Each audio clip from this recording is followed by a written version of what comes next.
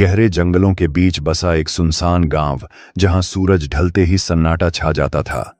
इस गांव में एक प्राचीन हवेली थी, जिसे लोग श्रापित हवेली कहते थे। कहते हैं वहां जाने वाले लोग कभी लौटकर नहीं आते। रात होते ही हवेली के अंदर से अजीब चीखें और फुसफुसाहट सुनाई देती। दरवाजे खुद ब खुद खुलते बंद होते और कई लोगों ने वहां एक जलती हुई परछाई को मंडराते देखा था। गांव के बुजुर्ग इसे छलावा कहते थे, एक ऐसा भूतिया साया जो अपनी पकड़ में आने वाले को कभी नहीं छोड़ता। जब अर्जुन, विशाल और रोहित इस रहस्य को सुलझाने के लिए हवेली में गए तो उन्हें एक ऐसा सच पता चला जिससे उनकी रूह कांप उठी।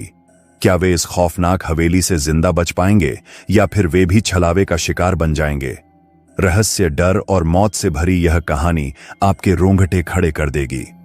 नमस्कार दोस्तों, स्टोरी नाइट के एक नए एपिसोड में आपका एक बार फिर से स्वागत है। आज जो आप कहानी सुनने वाले हैं, इस कहानी का नाम है छलावा, एक खौफनाक रहस्य। तो चलिए आज की कहानी शुरू करते हैं। राजस्थान के एक छोटे से गांव सांवरिया में, जहां अभी भी अंधविश्वासों की जड़ें गहरी थीं, एक पुरानी हवेली थी। इसे लोग छलावा की हवेली कहते थे। कहा जाता था कि जो भी रात के अंधेरे में वहां जाता वो लौट कर नहीं आता। गांव में कई लोगों ने दावा किया था कि उन्होंने रात में उस हवेली के आसपास किसी परछाई को घूमते देखा था। गांव के ही एक लड़के, अर्जुन, को इन बातों पर यकीन नहीं था। वह पढ़ा लिखा था और इन बातों को अंधविश्वास मानता था। एक दिन उसकी जिज्ञासा इतनी बढ़ गई कि उसने तय किया कि वह खुद इस हवेली में जाकर सच्चाई का पता लगाएगा। अर्जुन ने अपने दो दोस्तों रोहित और विशाल को अपने साथ चलने के लिए राजी किया। तीनों ने बैटरी और कैमरा लिया और रात के 12 बजे हवेली की ओर निकल पड़े। जैसे जैसे वे हवेली के करीब पहुंचे, हवा भारी लगने लगी। हवेली टूटी फूटी थी, जगह जगह से प्लास्टर गिरा हुआ था और चारों तरफ सूखे पेड़ खड़े थे जो अंधेरे में किसी डरावनी आकृति की तरह लग रहे थे। अर्जुन ने दरवाजा धक्का देकर खोला। अंदर घना अंधेरा था, दीवारों पर काई जमी थी और एक अजीब सी दुर्गंध आ रही थी। अचानक उनके पीछे दरवाजा खुद ब खुद बंद हो गया। तीनों चौंक गए, लेकिन अर्जुन ने हिम्मत बनाए रखी और बोला, कोई बात नहीं, ये पुरानी हवेली है, हवा के झोंके से दरवाजा बंद हो गया होगा। वे अंदर बढ़ते गए। अचानक विशाल ने एक कमरा देखा जिसकी दीवार पर खून से लिखा हुआ था, भाग जाओ, नहीं तो तुम भी छलावे के शिकार बन जाओगे। रोहित घबरा गया, लेकिन अर्जुन ने कहा, किसी ने हमें डराने के लिए यह लिखा होगा। तभी उन्हें सीढ़ियों की ओर से किसी के चलने की आवाज आई।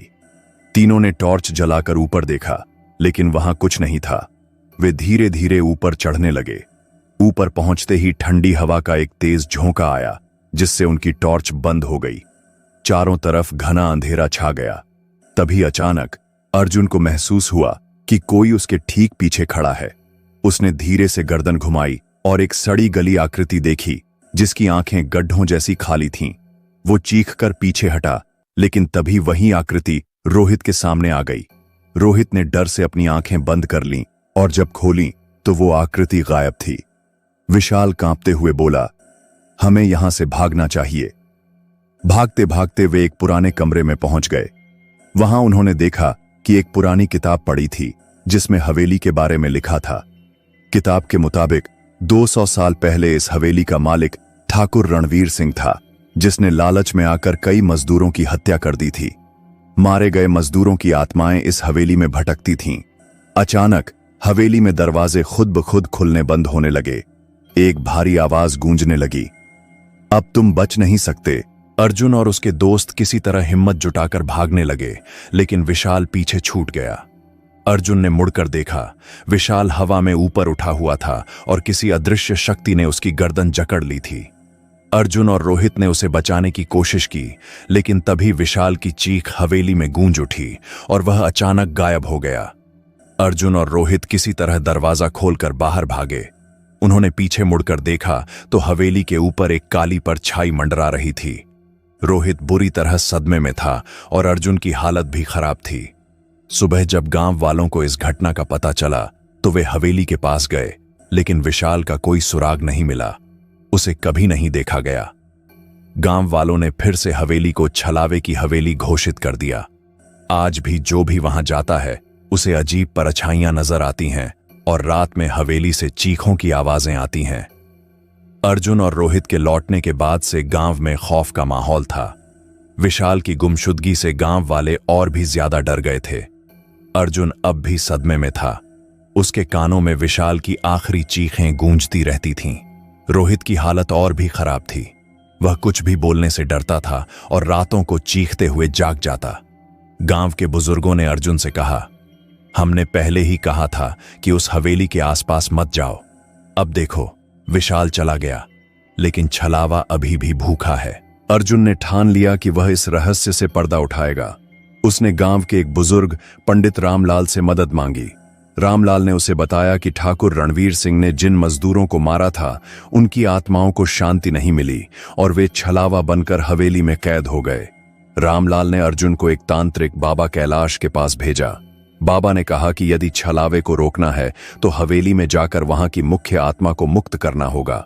यह आत्मा वही मजदूर था जिसने ठाकुर रणवीर की क्रूरता के खिलाफ बगावत की थी, लेकिन उसे जिंदा जला दिया गया था। अर्जुन, रोहित और बाबा कैलाश रात के 12 बजे फिर हवेली पहुंचे। हवेली पहले से भी ज्यादा डरावनी लग रही थी। अंदर घुसते ही फिर वही सरसराहट, अजीब सी आवाजें और खौफनाक फुसफुसाहटें सुनाई देने लगीं। अचानक हवेली का दरवाजा तेज आवाज के साथ बंद हो गया। हवा ठंडी हो गई और सामने विशाल की परछाई दिखी, लेकिन अब वह विशाल नहीं था। उसकी आंखें सफेद हो चुकी थीं, शरीर जला हुआ लग रहा था और वह फुसफुसा रहा था, तुम क्यों लौटे हो? तुम भी नहीं बचोगे। बाबा कैलाश ने मंत्र पढ़ना शुरू किया। हवेली कांपने लगी, छत से धूल गिरने लगी और हवा में अजीब सी चीखें गूंज उठीं। अर्जुन ने मजदूर की आत्मा को बुलाने के लिए धूप जलाई। तभी सामने एक दूसरा साया प्रकट हुआ, एक जलता हुआ आदमी जो चीखते हुए ठाकुर रणवीर का नाम पुकार रहा था। जलते आदमी ने विशाल की आत्मा की ओर देखा और एक पल में विशाल जमीन पर गिर पड़ा, बेहोश। हवेली में चारों ओर से रोशनी फैलने लगी और अचानक एक काली परछाई चीखते हुए हवा में घुल गई। सुबह होने तक अर्जुन और बाबा कैलाश ने विशाल को बाहर निकाला। वह बेहोश था, लेकिन जिंदा था। जब उसकी आंखें खुलीं तो वह फूट फूट कर रोने लगा।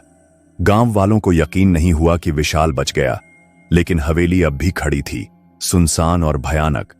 कुछ दिनों बाद अर्जुन गांव छोड़कर शहर चला गया, लेकिन जाने से पहले उसने हवेली की तरफ देखा। उसे लगा कि किसी ने उसके कान में धीरे से कहा, तुम बच गए, लेकिन अगली बार कोई और नहीं बचेगा। हवेली की टूटी खिड़की से एक परछाई उसे घूर रही थी। क्या छलावा सच में खत्म हुआ था या किसी नए शिकार का इंतजार कर रहा था? अर्जुन भले ही गांव छोड़कर शहर चला गया था, लेकिन उसकी रातें अब भी बेचैन थीं। उसे हर रात एक ही सपना आता, हवेली के अंदर विशाल की चीखें, दरवाजों का खुद ब खुद बंद होना और एक परछाई का उसके पीछे पीछे आना। शुरुआत में उसने इसे बुरे सपने समझकर नजरअंदाज किया, लेकिन फिर अजीब चीजें होने लगीं। शहर में उसके नए अपार्टमेंट में भी रात को उसे अजीब सी आवाजें सुनाई देने लगीं, सरसराहट, फुसफुसाहट और कभी कभी दरवाजे का हल्का सा खुलना। एक रात जब उसने आईने में देखा तो उसे अपने पीछे वही जली हुई परछाई दिखी। वह घबराकर मुड़ा, लेकिन पीछे कुछ नहीं था। उसकी सांसें तेज हो गईं। तभी उसके फोन पर एक अनजान नंबर से कॉल आया। उसने कांपते हाथों से फोन उठाया। तुम बचकर नहीं जा सकते। फिर अचानक फोन कट गया। अर्जुन अब समझ चुका था, छलावा उसके पीछे आ गया था।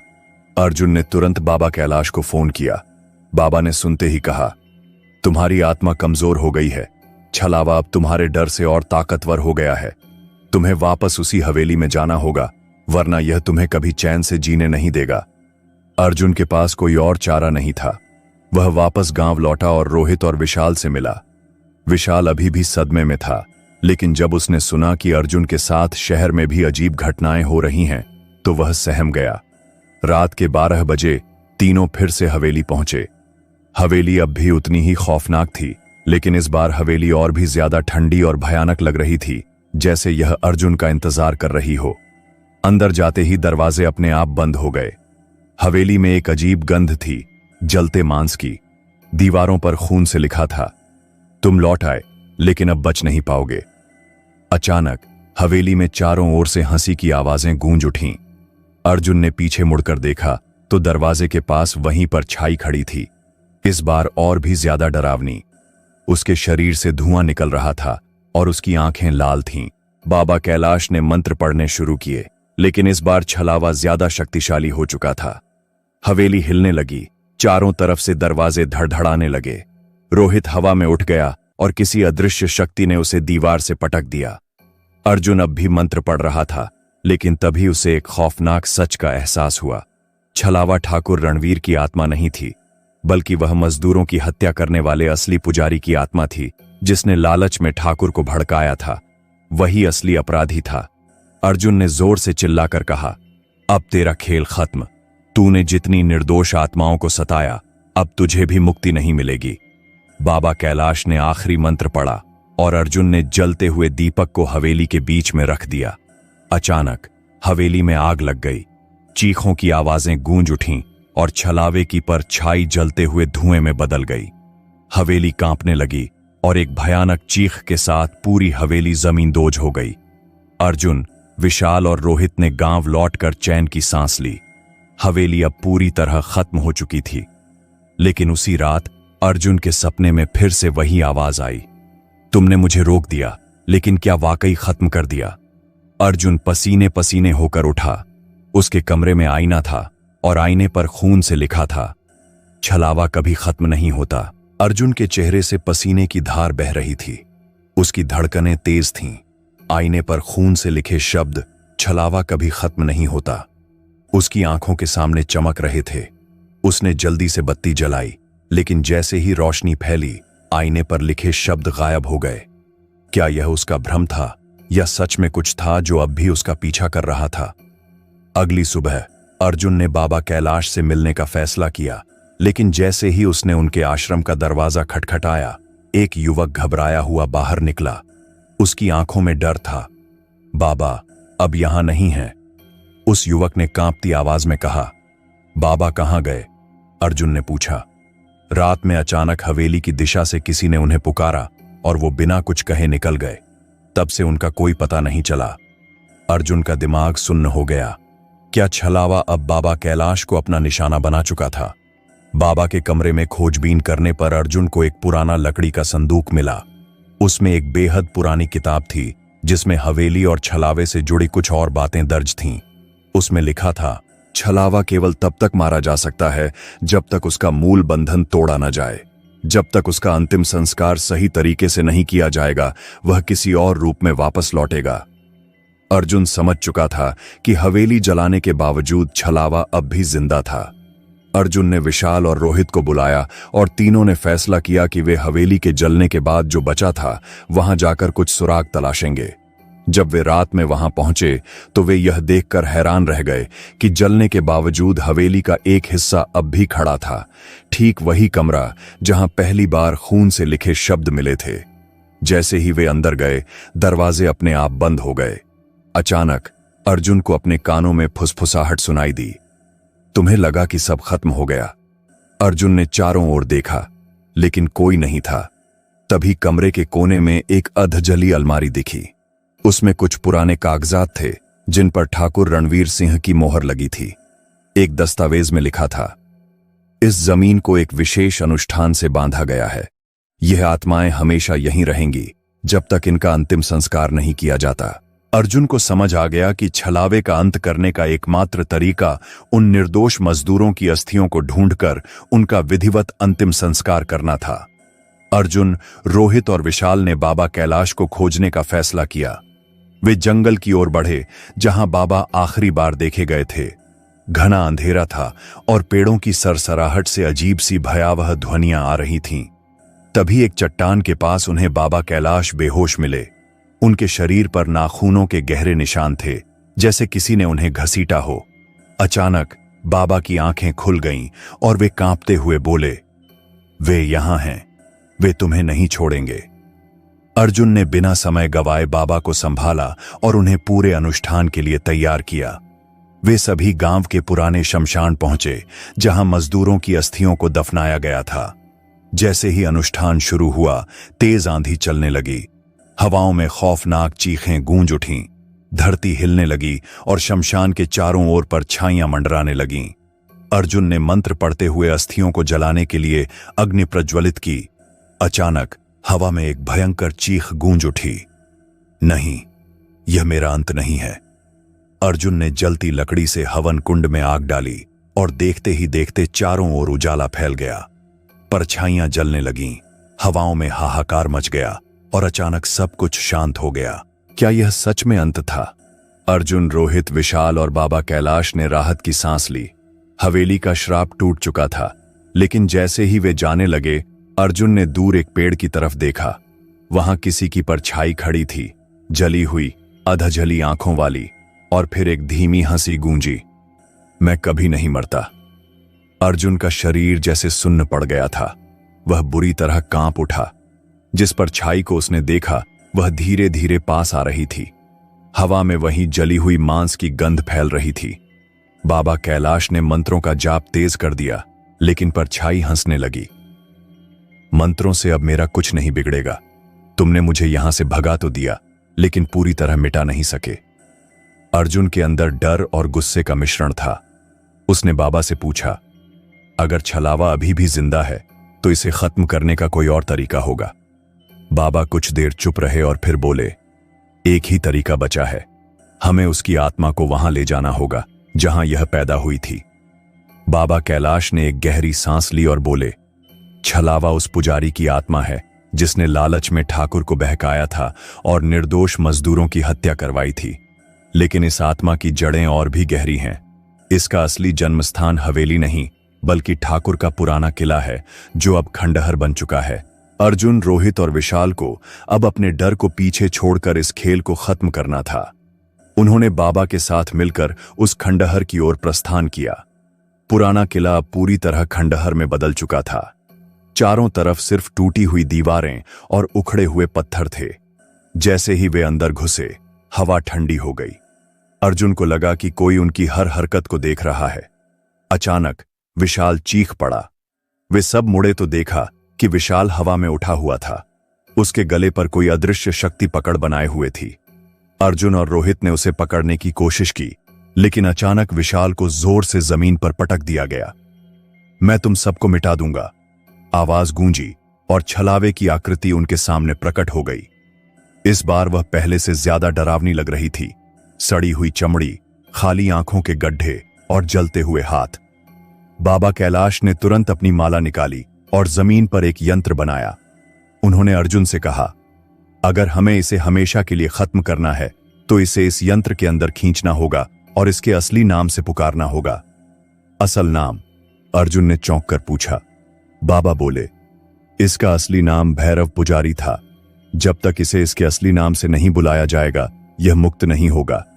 अर्जुन ने हिम्मत जुटाई और जोर से चिल्लाया, भैरव पुजारी, तुम्हारा समय खत्म हो चुका है। छलावे ने भयानक चीख मारी। उसकी पूरी आकृति कांप उठी। वह अर्जुन की तरफ लपका, लेकिन बाबा ने मंत्र पढ़ते हुए उसकी ऊर्जा को यंत्र के अंदर खींचना शुरू कर दिया। हवा तेज हो गई। चारों तरफ धूल उड़ने लगी। खंडहर की दीवारें हिलने लगीं। छलावा दर्द से चिल्ला रहा था, नहीं, नहीं, यह नहीं हो सकता। अर्जुन, रोहित और विशाल ने पूरा जोर लगाया और यंत्र में अग्नि प्रज्वलित कर दी। अचानक एक जोरदार विस्फोट हुआ। छलावे की चीख पूरे इलाके में गूंज उठी और उसकी आकृति धुएं में बदलकर हमेशा के लिए गायब हो गई। क्या सच में सब खत्म हो गया? चारों जमीन पर गिर पड़े, थके हुए और बेहोशी की हालत में। जब उनकी आंखें खुलीं तो सूरज की पहली किरणें उनके चेहरे पर पड़ रही थीं। वहां अब शांति थी। हवेली जल चुकी थी। किला अब सिर्फ एक पुरानी याद बन चुका था। अर्जुन, रोहित और विशाल ने बाबा कैलाश को धन्यवाद दिया। गांव वाले जब यह सुनकर वहां पहुंचे कि छलावा हमेशा के लिए खत्म हो चुका है, तो उन्होंने राहत की सांस ली। लेकिन जाते जाते अर्जुन को फिर से वही एहसास हुआ। वह रुका और धीरे से खंडहर की ओर मुड़ा। एक दीवार पर हल्की सी छाया हिल रही थी और फिर एक धीमी डरावनी फुसफुसाहट आई। मैं हमेशा के लिए नहीं मिट सकता। अर्जुन ने खंडहर की दीवार पर हल्की सी छाया को हिलते हुए देखा। उसकी रीढ़ में सिहरन दौड़ गई। यह सब खत्म हो चुका था, फिर भी वह पर छाई क्यों थी? बाबा कैलाश ने अर्जुन के चेहरे की घबराहट को देख लिया। वह धीरे से मुस्कुराए और बोले, भय मत करो, यह छलावे की आखिरी छाया है, यह अब बस एक भ्रम मात्र है।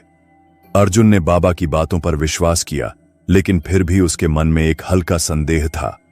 कुछ दिनों बाद गांव में सब कुछ सामान्य हो गया। हवेली के अवशेषों को गिरा दिया गया और उस जगह पर एक मंदिर बना दिया गया। गांव वालों ने पहली बार चैन की सांस ली। अर्जुन, विशाल और रोहित भी अब अपने अपने जीवन में लौटने को तैयार थे। बाबा कैलाश ने अर्जुन को आशीर्वाद देते हुए कहा, अब छलावा हमेशा के लिए खत्म हो चुका है। जब आत्माओं को मुक्ति मिल जाती है तो वे कभी लौटकर नहीं आती। अर्जुन ने राहत की सांस ली और शहर लौटने की तैयारी करने लगा। लेकिन जब वह रात में सो रहा था तो उसे एक सपना आया। एक शांत जंगल, एक मंदिर और वहां एक वृद्ध पुजारी खड़ा था। पुजारी ने मुस्कुराते हुए कहा, तुमने मुझे मुक्त कर दिया अर्जुन, अब यह कहानी यहीं समाप्त होती है। अर्जुन की आंखें खुलीं, वह मुस्कुराया। अब उसे यकीन हो गया था, छलावा हमेशा के लिए खत्म हो चुका था। अर्जुन, विशाल और रोहित ने आखिरकार छलावे के आतंक से गांव को मुक्त कर दिया। हवेली मिट चुकी थी, श्राप खत्म हो चुका था और आत्माओं को शांति मिल गई थी। लेकिन दोस्तों, क्या भूतिया कहानियों का सच में कभी अंत होता है? रात के अंधेरे में जब हवाओं की सरसराहट होती है, जब किसी सूने रास्ते पर आपके पीछे हल्की आहट आती है, जब आईने में कोई परछाई झलकती है, तब याद रखना, छलावा कभी पूरी तरह खत्म नहीं होता। शायद यह अंत था या फिर एक नई शुरुआत। हम आपसे फिर मिलेंगे एक और कहानी के साथ। तब तक के लिए ख्याल रखें अपना। अलविदा।